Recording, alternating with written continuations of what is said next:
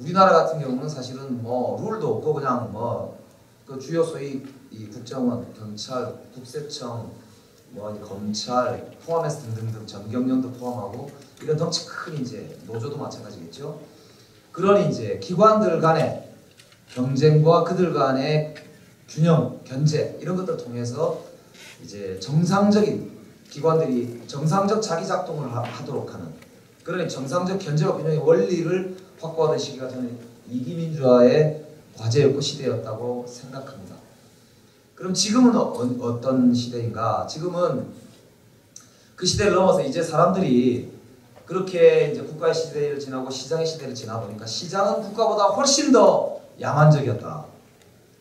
내가 이 민주정부를 뽑아가지고 민주화 시켰다고 생각을 했고 이제 대통령이 주기적으로 뽑히고 다시 쿠데타가 일어나지 않을 거니까 민주주의가 되면 내 삶이 나아질 것이라고 생각을 했는데 그러나 이기민주화에 권력은 민주화됐지만 내 삶은 훨씬 더 팍팍해졌을 뿐만 아니라 사실은 우리 공동체 내에서 힘센 자와 돈 가진 자들이 훨씬 더 그 권력을 독점하고 돈을 독점하는 그래서 사실은 다수의 사람들은 오히려 훨씬 더 삶의 질이 나빠지고 그게 나아질 가능성이 전혀 보이지 않는 누가 도대체 그것을 낫게 해줄 것인지 알 수 없는 이런 이제 상황에 처해지면서 사실은 저는 민선 5기 선거를 맞았다고 생각합니다. 그때 나왔던 게 바로 저는 생활정치라고 하는 구호였다고 생각합니다. 그럼 여기서 이제 생활정치라고 하는 게 그러면 이제 아까 말씀드린 게 뭐냐 보면 국가의 시대에는 부국강병이 이 척도였습니다. 당연히 국가의 시대니까 이제 부국강병을 잘하는 사람이 잘하는 정치를 하는 겁니다. 시장의 시대에는 부자 대세요가 시대 정신이었고 부자를 만들어주는 게 이제 잘하는 정치의 기준이었던 것이죠. 그럼 지금 이 시대는 도대체 무엇이 기준이냐? 무엇이 기준이 되어야 하느냐? 그러니까 저는 시민의 삶의 질이라고 생각합니다. 생활. 우리 이 공동체, 헌법이 규정하고 있는 바처럼 우리 공동체의 주인인 우리 시민들이 어떤 생활을 하느냐라고 하는 것이 현재 우리 정치와 국가 그리고 정당의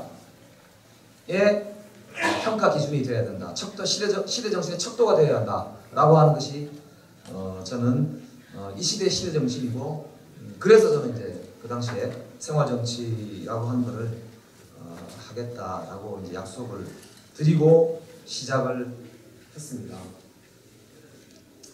그런데 제가 이제 구청장이 되고 나서 두 가지 큰 저한테 충격을 주는 사건이 있었습니다. 한 번은 이제 그 기름시장에 가가지고 이제 상인들하고 이제 순방하잖아요. 그래서 가서 상인들하고 대화를 하려고 가는데 뒤에 상인이 저 얼굴을 이제 처음 본 남자 주인인데 그 안주인 주로 이제 장사하시고 안주인 저를 여러 번 봤던 분인데 돌아서서 인사를 하고 가는데 또 선거요?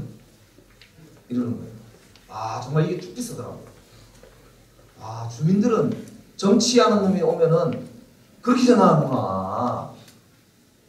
그게 정말로 이게 쏘더라고요.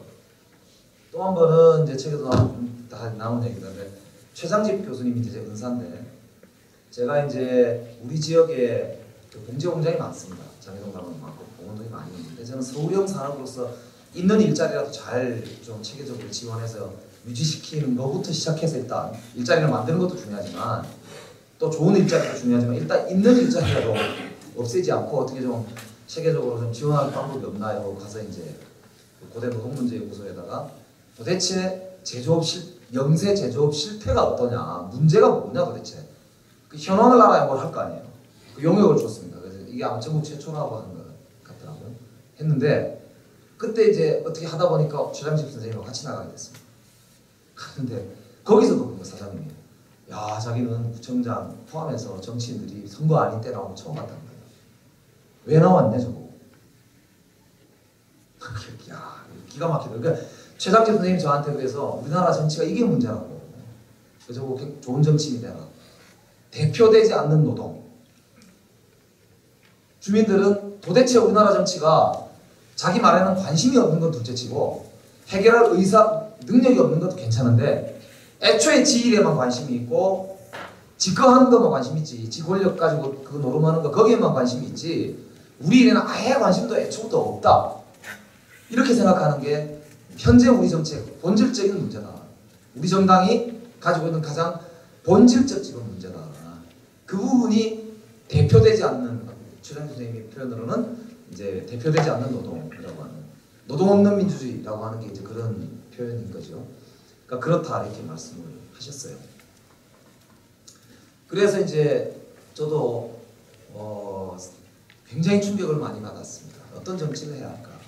어떤 구청장이 돼야 할까? 그러니까 구청장이 그러면 내가 좋아하는 걸 해야 될까?